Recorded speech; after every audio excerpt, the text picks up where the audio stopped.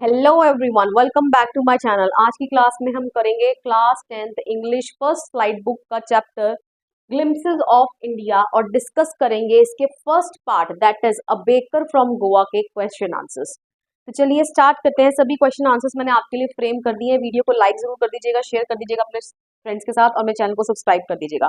तो चलिए question number 1 says what are the elders in Goa nostalgic about. Nostalgic का मतलब होता है अपने पास्ट को फॉन्डली याद करना। ठीक है, तो जो गोवा में जो एल्डर्स हैं, ठीक है, मतलब कि ऑथर जो अपने एल्डर्स के बारे में बता रहा है, तो वो किस चीज के बारे में, गोवा की किस चीज की पुरानी यादों को याद कर रहे हैं।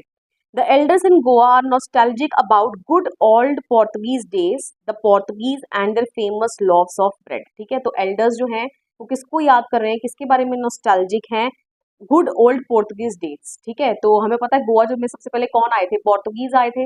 ठीक है, उनका वहां पर सेटलमेंट जो था वो स्टैब्लिश हुआ था, उन्होंने गोवा को बसाया था। तो जो गुड ओल्ड पोर्टुगीज डेज मतलब कि पुराने जमाने के दिन, Portuguese and their famous loaves of bread. ठीक है, तो वो उनको याद कर रहे हैं elders. Is bread making still popular in Goa, how do you know. ठीक है, क्या ब्रेड मेकिंग अभी भी पॉपुलर है गोवा में, आपको कैसे पता चलता है। Yes, bread making is still popular in Goa. The author says that eaters of loaves might have vanished, but the makers still exist. ठीक है, क्यों? क्योंकि ऑथर ये चीज खुद ही कह रहे हैं कि हो सकता है जो ईटर्स है ना लोव्स ऑफ ब्रेड के, ठीक है, वो शायद से वैनिश हो गए हैं, गायब हो गए हैं, लेकिन कौन एग्जिस्ट करते हैं अभी भी, मेकर्स। ठीक है, कहने का मतलब कैसे, क्योंकि आपको पता है man is mortal, generation to generation क्या होता रहता है, पिछली जनरेशन जो है स्वीप आउट हो जाती है और नई जनरेशन आ जाती है, राइट। तो जो खाने वाले लोग हैं वो शायद क्या हो गए हैं, वैनिश हो गए हैं, चले गए हैं, लेकिन जो मेकर्स हैं वो स्टिल एग्जिस्ट करते हैं। क्यों? क्योंकि फादर का जो बिजनेस है वो कौन प्रोफेशन आगे कैरी फॉरवर्ड कर रहा है, उसका बेटा, son. Okay, the presence of the mixers, moulders and those who bake the loaves are proof of their existence. ठीक है, तो किस चीज की प्रेजेंस, मिक्सर्स की। आज भी वहां पर मिक्सर्स जो हैं वो प्रेजेंट हैं। ठीक है, क्योंकि ब्रेड बनाने से पहले पहले फ्लावर को, है ना, जो भी सारे इंग्रेडिएंट्स हैं जिसको डालना है उसमें ब्रेड बनाने के लिए, लोव्स बनाने के लिए, तो उनको मिक्स किया जाता है। ठीक है, तो मिक्सर्स भी आज प्रेजेंट है। मोल्डर्स मतलब जो ब्रेड को अलग अलग शेप्स देने के लिए जो मोल्ड्स आते हैं, ठीक है, तो मोल्डर्स प्रेजेंट हैं। And ones who bake the bread, ठीक है, जो बेक करते हैं ब्रेड को, वो इस चीज का प्रूफ है, क्योंकि वो आज भी वहाँ क्या है, प्रेजेंट है, जिससे हमें पता चलता है कि yes, bread making is still popular in Goa. Okay, question number 3, what is the baker called. ठीक है, बेकर को क्या कहा गया है इस चैप्टर में। The baker is called the pader in Goa. Baker को क्या कहा जाता है गोवा में, pader. Question number 4, when would the baker come every day. ठीक है, बेकर रोज कितनी बारी आता है, ठीक है, कब आता है, कितनी बारी आता है।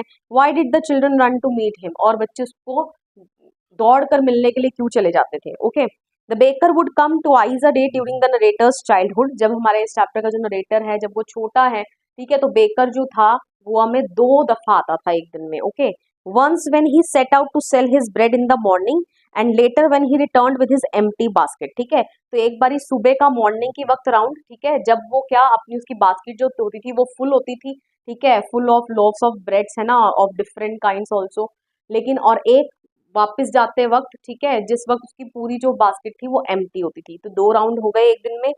The children ran to meet him because they loved to have bread bangles, which they chose very carefully.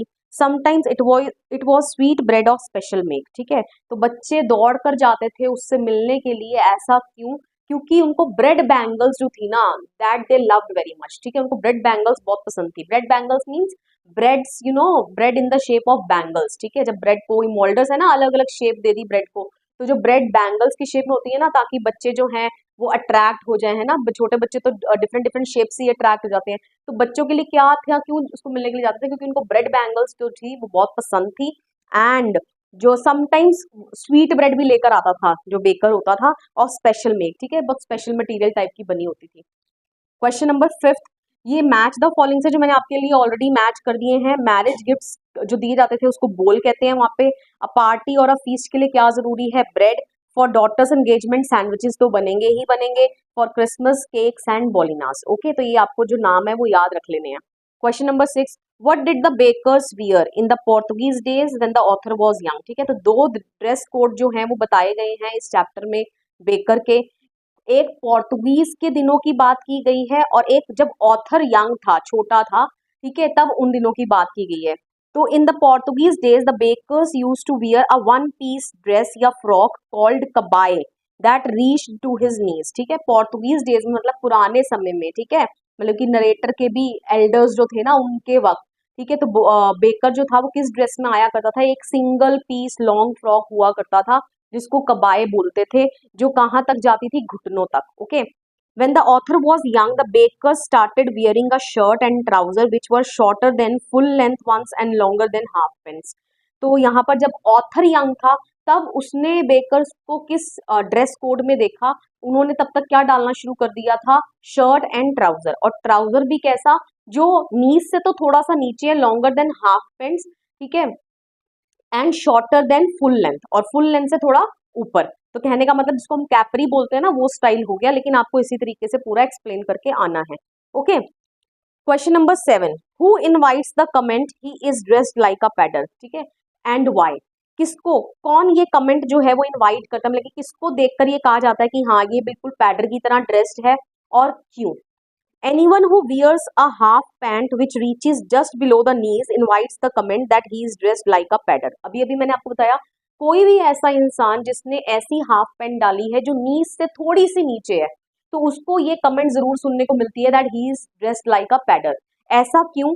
It is because in olden days the bakers और paders use to wear such half pants. अभी अभी हमने बताया क्योंकि पिछले दिनों में old days में बेकर्स इसी तरीके की जो हाफ पैंट है वो डाला करता था, तो कोई भी अगर वैसी पैंट डाला हुआ नजर आ जाए तो यही कहा जाता था कि ये किसकी तरह नजर आ रहा है, पैडर की तरह।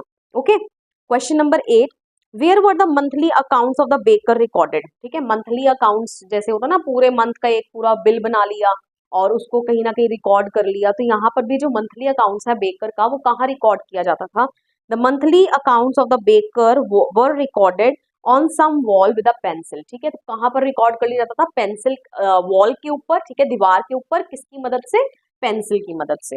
Okay, next question, what does a jackfruit like appearance means.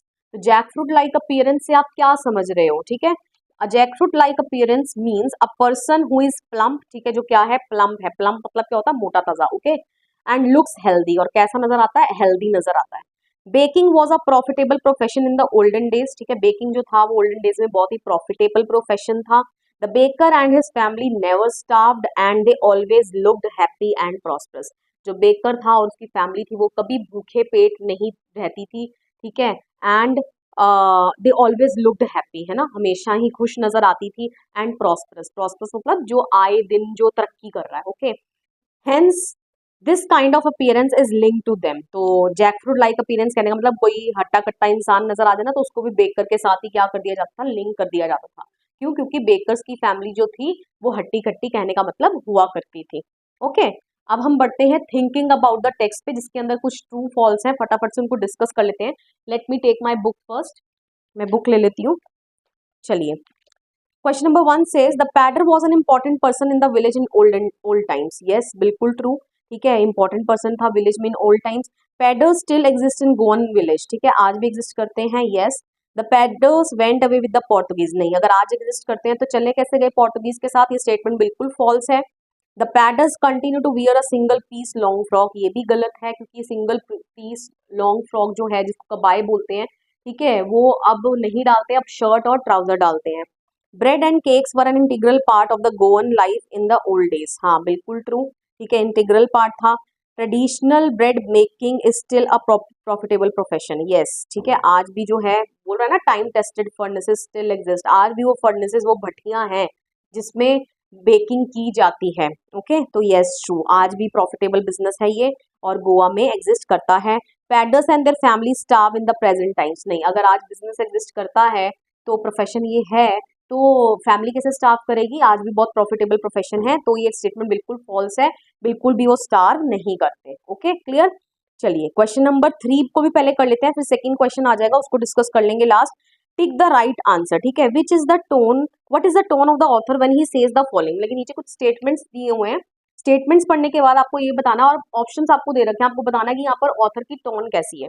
The थर्ड and the jingle of the traditional baker's bamboo can still be heard in some places, कैसा, वो बोल रहा है जो थर्ड है ना, थर्ड मतलब जो बेकर अपना थर्ड डंडा मार मार के आता है ना और जो आवाज प्रोड्यूस होती है, जिंगल मतलब वही झैंग झैंग साउंड के साथ बेकर का अराइवल होता है, गांव में। ओके, तो वो आज भी कई जगहों पर सुन सकते हो आप। तो नॉस्टैल्जिक है ना, नॉस्टैल्जिक, होपफुल, सैड। सैड होने की तो इसमें कोई बात नहीं है, वो नॉस्टैल्जिक फील कर रहा है, क्यों? क्योंकि अपने पास्ट को क्या कर रहा है, याद कर रहा है।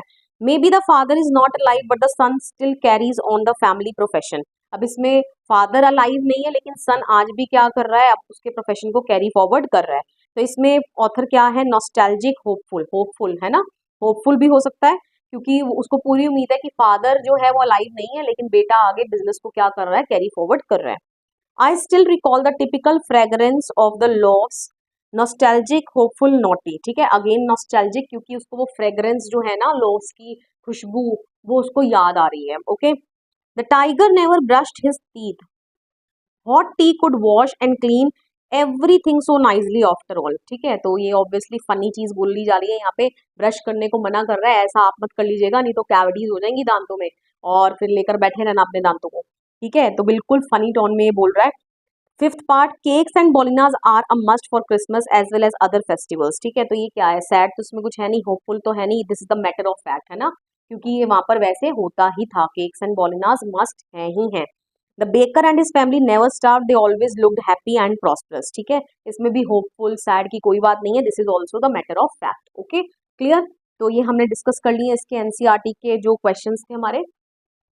अब हम डिस्कस करेंगे इसका एक last question, is bread an important part of Goan life, how do you no this? ठीक है, क्या ब्रेड जो है वो इंपॉर्टेंट पार्ट है गोवन लाइफ का, और आपको किस तरीके से ये चीज पता से चलती है? Yes, bread is an important part of Goan life. हाँ बिल्कुल, ब्रेड जो है वो गोवन लाइफ का एक इम्पॉर्टेंट पार्ट है।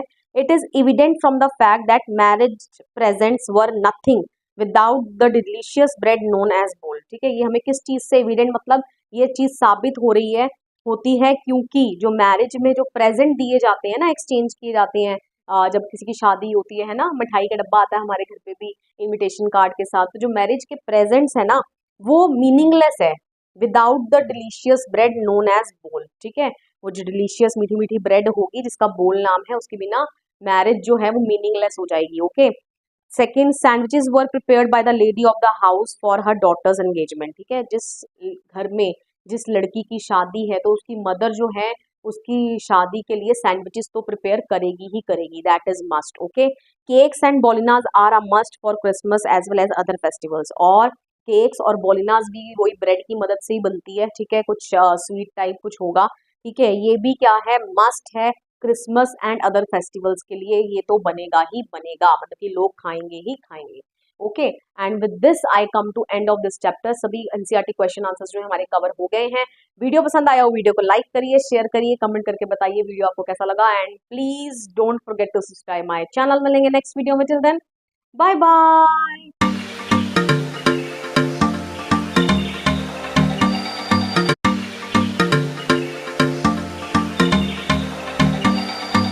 Hello everyone, welcome back to my channel. आज की क्लास में हम करेंगे class 10th English first slide book का chapter glimpses of India and discuss करेंगे इसका second and third part, that is Coorg and tea from Assam, और इसके एनसीईआरटी क्वेश्चंस हम आज करने वाले हैं इस वीडियो में। वीडियो को एंड तक जरूर देखिएगा।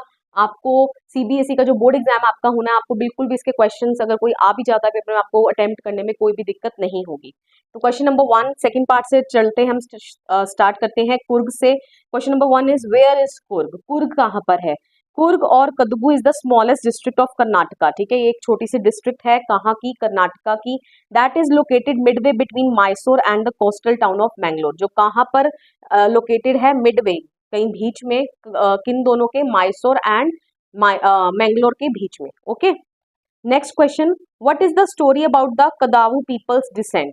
जो कदावू मतलब वही कुर्ग के लोग हो गए, कुर्गी पीपल, उनके बारे में, उनके डिसेंट के बारे में, कहने का मतलब ये किसके आगे वंशज हैं, ठीक है, उसके बारे में क्या मानना है।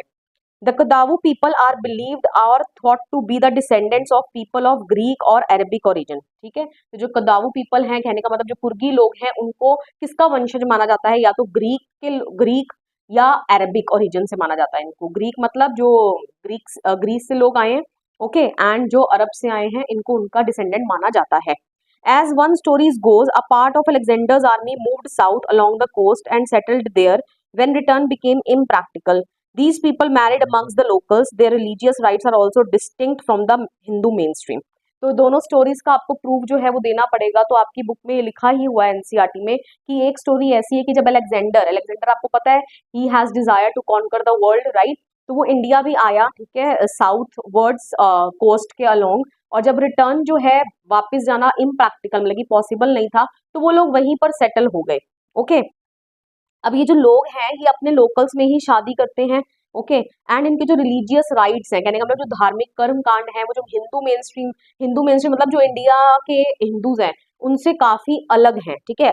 ओके, तो इसीलिए माना जाता है कि कहाँ के डिसेंडेंट्स हैं, ग्रीक के लोगों के डिसेंडेंट्स हैं। Okay, next is the theory of Arab origin draws support from the long black coat with an embroidered waist belt worn by the Kadugus known as kufiya, which resembles the kufiya worn by Arabs, ठीक है।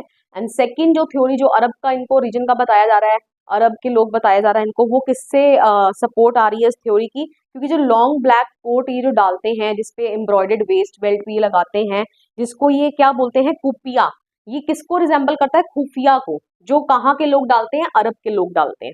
Okay, तो these are the two stories, आपको याद रख लेनी है और paper में आ जाएगा तो आप दोनों स्टोरीज लिखाओगे। Question number 3, what are the some of the things you know about people of Coorg. तो first part is people of Coorg के बारे में आपने क्या क्या जाना है इस चैप्टर को रीड आउट करने के बाद। The people of Coorg are believe to be the descendants of Greeks और अरब्स, ठीक है। इनको किनका डिसेंडेंट्स माना जा रहा है, ये पिछले क्वेश्चन में ही करके आए हैं, किसका डिसेंडेंट माना जा रहा है इन लोगों को, ग्रीक्स का या अरब्स का। Okay, Coorgi people are martial man, ठीक है, ये मार्शल मैन होते हैं, ठीक है। मार्शल मैन समझते हो ना, those who have something related to wars, okay, जिसको हम बोलते हैं ना मार्शल आर्ट सीखेंगे हम, ठीक है।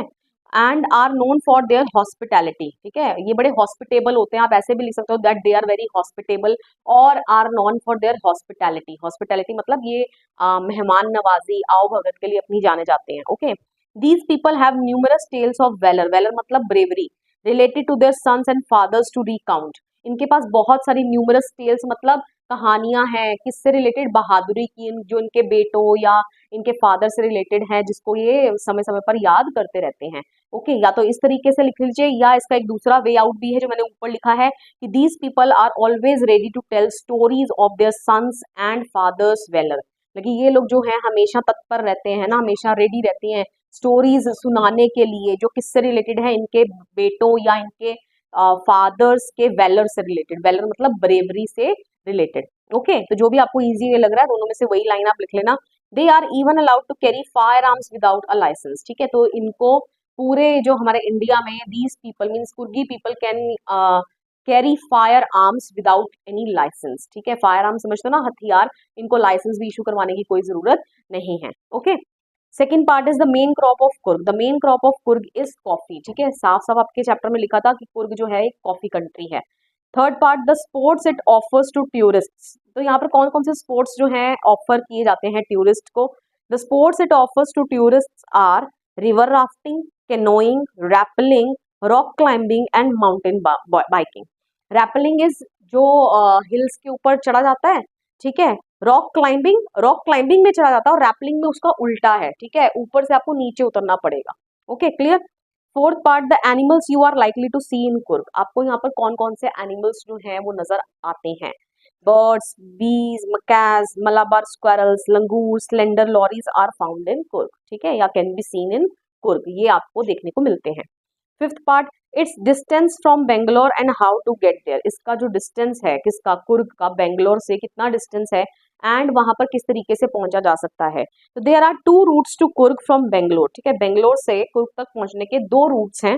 Both are almost the same distance around 250 to 260 kilometre, और दोनों का ही जो रास्ता है बेंगलोर से कुर्ग तक का वो ऑलमोस्ट सेम ही है, 250 से 260 किलोमीटर के करीब।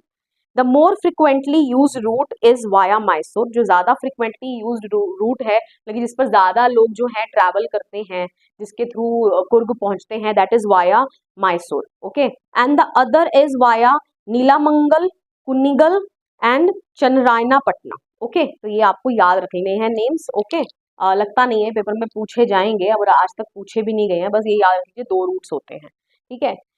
नेक्स्ट पार्ट इज, इसी के साथ हमारा कुर्ग वाला पार्ट जो है वो क्लियर हो जाता है, खत्म हो जाता है। Next is T from Assam, जिसके एनसीईआरटी क्वेश्चंस तो पीछे बैक एक्सरसाइज में कोई है ही नहीं है, but I have framed some questions, important questions for you. तो आप इनको जरूर देख लीजिएगा। First one is write 2 stories related to the discovery of tea. ये क्वेश्चन कराने से पहले मैं आपको सेकंड क्वेश्चन पहले कराऊंगी। Who were Pranjol and Rajvir? Pranjol and Rajvir कौन थे and where were they going, और ये कहाँ जा रहे थे? तो Pranjol and Rajvir both were school friends. Pranjol और राजवीर, क्योंकि ये टी फ्रॉम असम में बेसिकली इन दो बच्चों की बात की जा रही है जो दोनों क्या हैं, स्कूल फ्रेंड्स थे। Okay, they studied at some school in Delhi, वो दिल्ली में किसी एक स्कूल में पढ़ते थे। प्रांजल हेल्ड फ्रॉम असम, और प्रांजल बेसिकली कहाँ से बिलोंग करता है? असम से। And Rajveer was from Delhi, और राजवीर कहाँ से था? दिल्ली से था। They both were going to Assam to Pranjal's home town as Pranjal invited Rajveer to visit his home in Assam during the summer vacation. तो क्योंकि अब उनकी छुट्टियां हो गई थी और दोनों असम जा रहे थे प्रांजल के होम टाउन। ओके, क्यों? क्योंकि प्रांजल ने राजवीर को इनवाइट किया था कि तुम गर्मी की छुट्टियों में मेरे साथ मेरे होम टाउन चलना, जो कि कहाँ है? असम में। Okay, clear. अब बढ़ते हैं क्वेश्चन नंबर 1 की ओर। Write the 2 stories related to the discovery of tea. जैसे आपने पिछले चैप्टर में पढ़ा, कुर्ग में जो कुर्ग के लोग जो थे वो किनको किनका डिसेंडेंट माना जाता है, तो वो भी 2 स्टोरीज हैं, है ना। One from Greek origin and the other one is from Arabic origin. तो यहाँ पर भी 2 स्टोरीज हैं related to discovery of tea, ठीक है, जो कि राजवीर बताता है किसको? प्रांजल को। तो वो 2 स्टोरीज क्या हैं? The discovery of tea in Assam is related to both a Chinese as well as an Indian legend. Okay, तो 2 legend से related है, एक Chinese और एक Indian legend. First one is the Chinese legend describes a Chinese emperor who used to boil water before drinking it. तो Chinese legend जो है वो एक Chinese emperor के बारे में बात करती है, जिसके अंदर वो जो Chinese emperor था वो पानी को पीने से पहले उबाला करता था। One day, a few leaves of the twigs burning under the pot fell into the water, giving it a delicious flavor. अब एक दिन हुआ क्या कि जब वो अपने पानी को बॉईल कर रहा था, तो जो अंडर द पॉट जो कुछ ट्विग्स थे ना, जो ब्रांचेस में लगे थे, वो एक्सीडेंटली पानी के अंदर गिर गए। और जब वो पानी के अंदर गिर गए तो ऑब्वियसली दे गेट बॉइल्ड, है ना, and they left a delicious flavour into the water. तो उन्होंने पानी को एक अलग सा ही फ्लेवर दे दिया। It is said that they were tea leaves, और कहा जाने लगा कि ये क्या थी? टी लीव्स थी। Okay, second, the Indian legend involves Bodhi Dharma. Bodhi Dharma क्या है? A Buddhist ascetic who cut off his eyelids because he felt sleepy during meditations. तो ये जो बोधि धर्मा आपको लिखना पड़ेगा, एक बुद्धिस्ट जो एसेटिक, एसेटिक मतलब साधु संत, राइट, मॉन्क, तो उसने अपने आईलिड्स को ही काट दिया था। क्यों? क्योंकि उसको मेडिटेशन के दौरान बहुत ज्यादा क्या आती थी? नींद आती थी। T 10 T plants Guru out of the eyelids. अब उन जो आईलिड्स उसने काटी, उस आईलिड्स में से 10 टी प्लांट जो थे वो ग्रो हो गए। Okay, this story doesn't seam genuine, ये लग नहीं रही है जेन्युइन स्टोरी है, but still it is in your book, तो हमने इसको रीड करना है। ओके, तो 10 टी प्लांट जो है वो उग गए, ठीक है, ग्रो हो गए। कहाँ से? उन आईलिड्स में से। The leaves of these plants when put in hot water drunk banish sleep. तो अब जब इन जो आईलिड से जो प्लांट्स उगे, ठीक है, ग्रो हुए, तो जब इनके पत्तियों को डाला जाता पानी में, उबाल कर पिया जाता, तो ये बैनिश कर देती स्लीप को। बैनिश मतलब दूर भगा देना। ओके, किसको दूर भगा देती? स्लीप को दूर भगा देती। Okay, it is said that they were tea leaves, और इनको भी टी लीव्स कहा जाने लगा। Okay, so these are the 2 stories आपको याद रखनी है।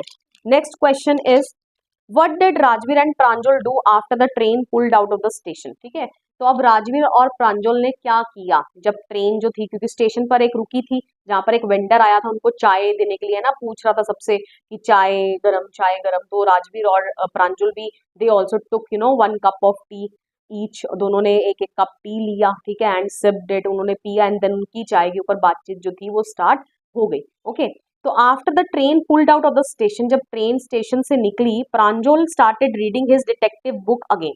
प्रांजल तो अपनी वही जो डिटेक्टिव बुक पढ़ रहा था पहले से, वो उसके अंदर दोबारा से उसको रीडिंग करना स्टार्ट कर देता है। While Rajveer was more keener to look outside, लेकिन राजवीर जो था ना, वो कीनर मतलब वो उत्सुक था कि नहीं, मैं ट्रेन के बाहर ही देखूं, क्योंकि ट्रेन का नजारा बाहर का उसको बहुत अच्छा लग रहा था। Okay, he was captivated by the scenic beauty. Captivated मतलब समझ लो ना, मोहित कर देना, कोई लगे अट्रैक्ट हो जाना। तो वो किससे अट्रैक्ट हो गया था? जो बाहर सीनिक ब्यूटी थी ना, जो अच्छी सी सीनरी थी बाहर, and the lush greenery of the tea gardens. Lush greenery मतलब rich greenery of the tea gardens, क्योंकि हर जगह उसको क्या दिख रहे थे? Acres and acres of land तक स्प्रेड आउट क्या उसको नजर आ रही थी? टी प्लांटेशंस नजर आ रही थी। तो जो लश ग्रीनरी थी ना, rich greenery, he was captivated by that. Okay, he had never seen so much greenery before in his life, उसने आज से अपनी पहले जिंदगी में इतनी ग्रीनरी कभी नहीं देखी थी। Okay clear. Question number 4, why didn't Pranjal share Rajvir excitement on seeing the tea gardens. अब प्रांजल जो था ना वो तो अपनी डिटेक्टिव बुक ही पढ़ रहा था, अभी आपने पढ़ा हमने पिछले क्वेश्चन में, लेकिन प्रांजल जो था वो राजवीर की एक्साइटमेंट को इतना शेयर क्यों नहीं कर रहा था।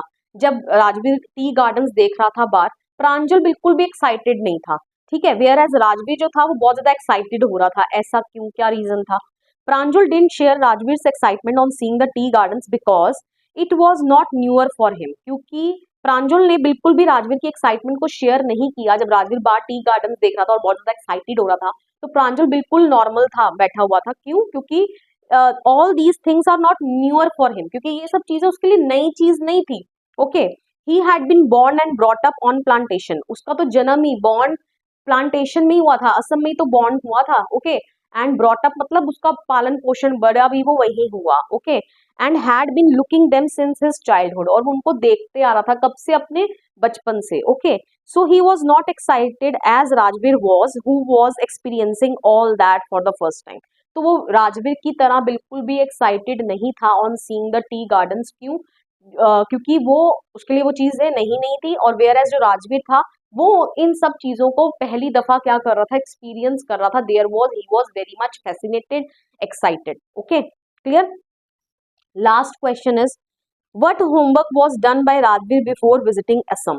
तो राजवीर असम विजिट करने से पहले क्या क्या अपना होमवर्क करके जाता है। ओके, कौन से होमवर्क की बात हो रही है, is this the holiday homework.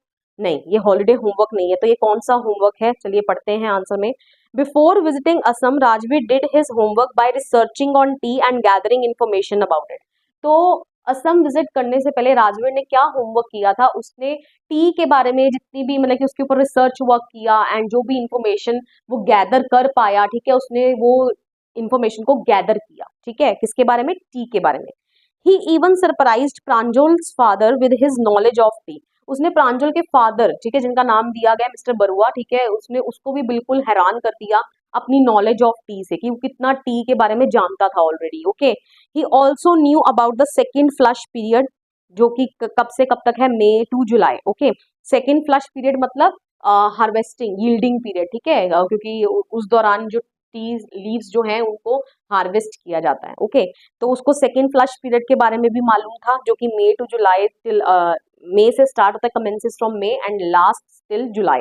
Okay, when the tea leaves sprout, जब टी लीव्स क्या होती हैं, स्प्राउट होती हैं, and produce the best yield. Okay, और सबसे ज्यादा यील्डिंग देती है, यील्ड मतलब बहुत ज्यादा उससे टी लीव्स जो हैं निकलती हैं, जिसको फिर आगे बेचा जाता है।